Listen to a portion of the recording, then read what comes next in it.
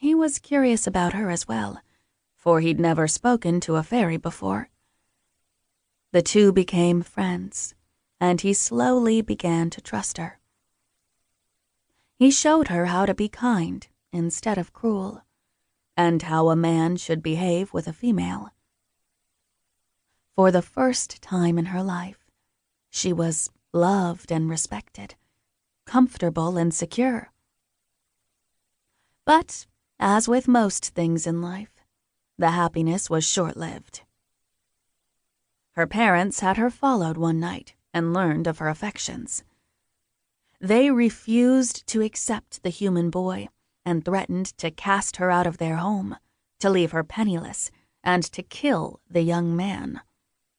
She ran to find him, to protect the boy she loved from the wrath of her father and the harshness of her mother. After all, she would gladly accept such a fate. A life of struggle and hardship, a life without fine things and palaces, a life of hunger and strife. For him. But the hearts of humans were more fickle than she realized.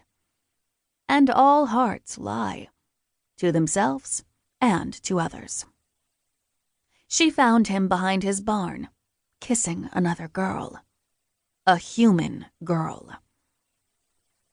It felt as though he had plunged his fist into her chest and removed her heart, shattering bone and tearing sinew and arteries, and all the things that kept her alive. He never loved her at all. He didn't even know what love was.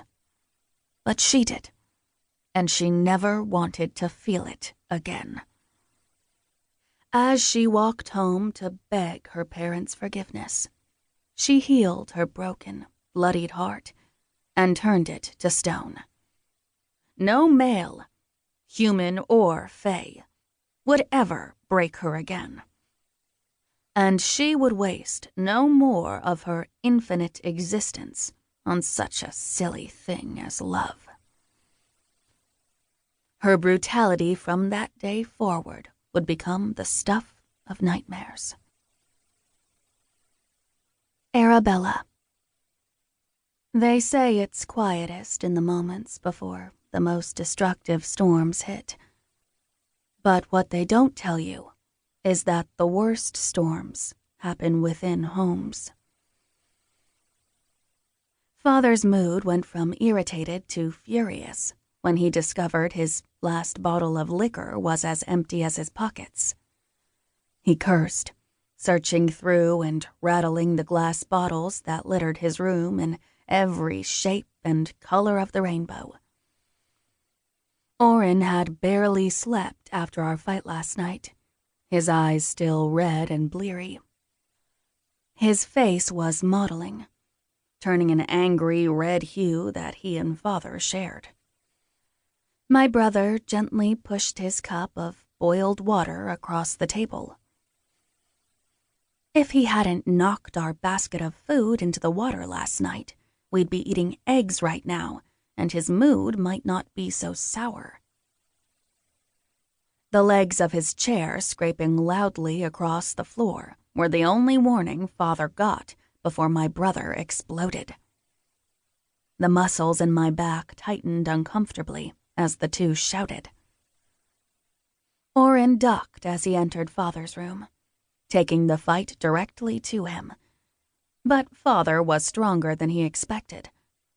The wily man shoved Oren out of the bedroom, slamming the door closed behind him and quickly locking the door. The impact of the door caused our only mirror, the one thing we had left of our mother, to shatter from the impact when it fell off the wall and hit the floor. One reflective shard slid beneath the door, as if it were a sharp fingernail pointing at the ones who broke her. It pointed at Oren. It pointed at me. It reflected the pathetic life we were living, and in the same moment challenged me to find another, to take the shard and carve a new one out of the earth and air.